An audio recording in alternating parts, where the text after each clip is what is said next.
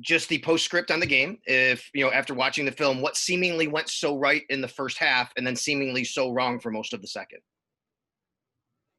Yeah, I would say execution. We executed at a high level in the first half. Second half, not so much. They give them credit; they executed better than we did, and then in the critical moments of the game, we out executed them. Thanks, Coach. Sure. Hey, Coach. I realize 3 games probably is not enough of a sample size to stamp your offense with an identity, but with respect to how successful you've been throwing the football, when did you and your staff maybe make the conscious decision that you could be productive and successful with largely 3 and 4 wide receiver sets with very little offseason evidence or preseason games? Yeah, Chris, I would say we're always going to put our players in position to be successful. That's the job of a coach. And so whether that means in this case 3 or 4 wides or 1 or 2 wide receivers, 2 or 3 tight ends, I mean, it's really just a game plan approach. And so, it may vary every week. But at the end of the day, again, that's the job of a coach, is to take what he has and put those guys in position. Good, thank you. Sure.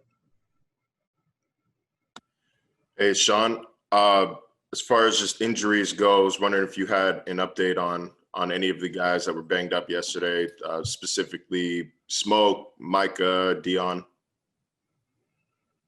Yeah, we'll just see how they are. I don't have really any update for you today. We'll see how they are again tomorrow. And then Wednesday, I'll give you the best update I can. And just a little bit more about on the Smoke, the calf injury. Was that on the same leg as his foot injury or the other leg? I don't want to get into details right now on that. We're still evaluating his situation. All right, thanks. Sure. Hey, Coach, I know you guys have 1 away game under your belt already, but going out to Las Vegas this weekend, is there going to be anything different travel-wise, just because it's such a longer road trip than your first road trip, leaving earlier, leaving later due to COVID protocols and things like that? Yeah, I mean, probably much of the same, Maddie, with respect to all the protocols. Our ops, like I said before our Miami trip, our ops staff does a great job. So we as coaches and players have to concern ourselves with very little on that end and just really focus on the game. And so that's what we expect this time. And I think we'll probably be leaving around the same time that we left a couple weeks ago. Thanks, Coach. Sure. Hey, Sean, John Scott. Kind of on the injury front, you have some guys who are eligible to come off IR this week. Do you have any updates on those guys and what their status is this week and moving forward? Yeah, we'll just see. You're right. We do have a couple, Josh Norman, John Feliciano, to name a few. So we'll just see how that progresses over the next couple of days. I mean, really just getting wrapped up with the film. Players are just, leaving. And that's really where our focus and attention has been this morning, this afternoon. A lot of attention a week ago, at least from the outside perspective, was placed on Levi Wallace after getting targeted a lot in the Miami game. How do you think he fared yesterday? Yeah, I really thought he played well. Obviously the interception was big for us. And, that came from film study and formation recognition, and thought he did a good job there and thought he tackled well. So I thought he rebounded well, and that's what we expected from Levi. Thanks, Sean. Sure. Coach, after watching the film and maybe getting a couple hours of sleep, have you ever been a part of a game that wild? Micah Hyde said it was definitely at the top of his list in his career. Ever anything like that? Yeah, well, I've been in a number of games, I guess, when you get old like I am. But we were just talking here and saying how cool it must have been at the houses in Buffalo where the fans were going crazy, and how cool it would have been to have them in the stadium to have that, right? I mean, it's just the place would have been shaking, we said, and I think we're right on that. But yeah, just an exciting game to have that. Really, the pregame when the Bills Mafia is flying the banner over the stadium, players saw it, I saw it. How cool was that, right? That we can be apart, but we can be together in so many ways like that. So it's just a unique bond that way, but a cool environment yesterday nonetheless. And really a special game to be a part of. But it's time for us to move forward and look ahead to the Vegas team and Vegas Raiders and be ready to go. A big challenge for us out there. Thanks, Coach. Sure. Hey, Sean, Adam Benini, WGRZ. I thought it was interesting to hear Josh after the game refer back to maybe what he had learned from that playoff loss in Houston in terms of, trying to do too much in those types of situations. And when he struggled with his composure, how to regain it or whatever. And he felt like he applied some of that based on what he said yesterday. What's your perspective, I guess, on his growth curve, relative to what we've seen so far this year and specifically what we saw yesterday in that game? Yeah, I mean, I think you're seeing a lot of what we've seen in practice, and really going back to training camp, Adam, with the way he's approached his off season, even before training camp to now, tremendous amount of growth, and you learn through experiences. And we as a team have learned through shared experiences. And I mean, we've got 20 seconds or so on the clock yesterday. We're inside the 10-yard line, 5-yard line there, and there was absolutely no panic on the headset from our players on the sideline, from our players on the field. Just a lot of calm, and whether it's Josh in this case or any other player or staff member, just hey, we've been there a number of times before, and that's awesome. Great, thank you. Sure. Coach, good afternoon. Mookie Hawkins, Waffle Sports 1080. How you doing? Good, Mookie. How are you? I'm good. You're never too old to develop, no matter how many seasons you play in the NFL. And yesterday Tyler Kroft, not only with the game-winning touchdown, but I mean he did an excellent job sealing the edge to allow Motor to get that nice 19-yard gain on that drive. So how great was it to see Tyler Kroft rise to the occasion yesterday, Coach? Oh man, it was.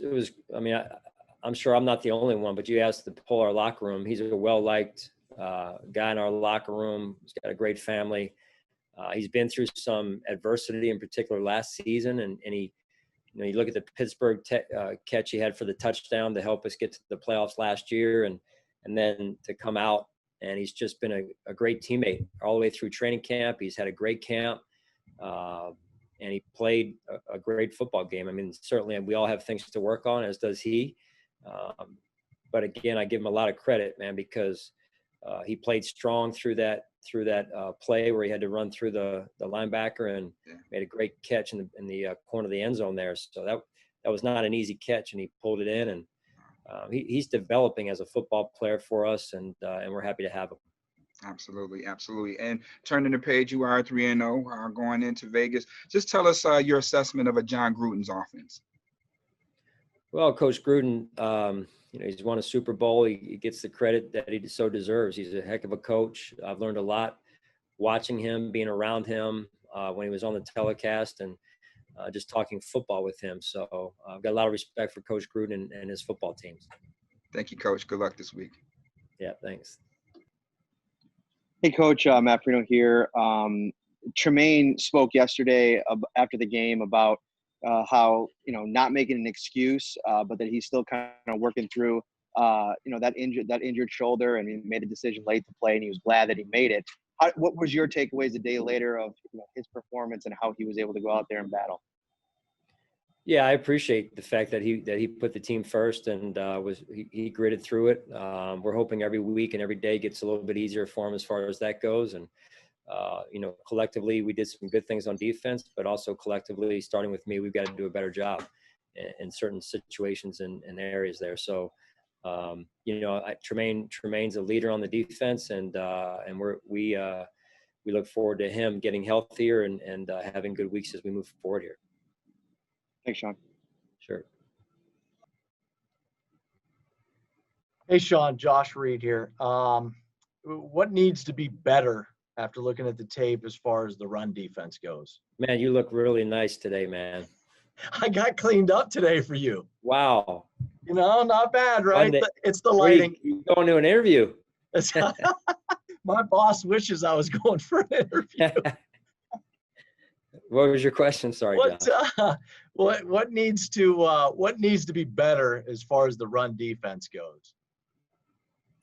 Well, it starts with fundamentals, and then it starts up front. That's how we work. Our philosophy is everything starts up front with our defensive line, and then it goes in the second level with our linebackers, and third level with our secondary. So, it starts with our fundamentals, and then gets into the execution. Every man doing his 1/11th, and we didn't do that enough yesterday, and that starts with me. I've got to do a better job. I don't remember. It was either Quentin Jefferson or Mario Addison during the week. It said, look, if we don't stay in our gap, they will expose us. Is that some of what happened? Correct. Yeah. Okay, great. Thank you, Sean. Appreciate it. Sure. You got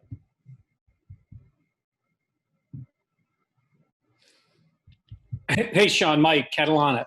You talk about fundamentals. You stress it so much. On the play where Gabe Davis got the penalty late, I mean, his job obviously is to run his route and catch the ball.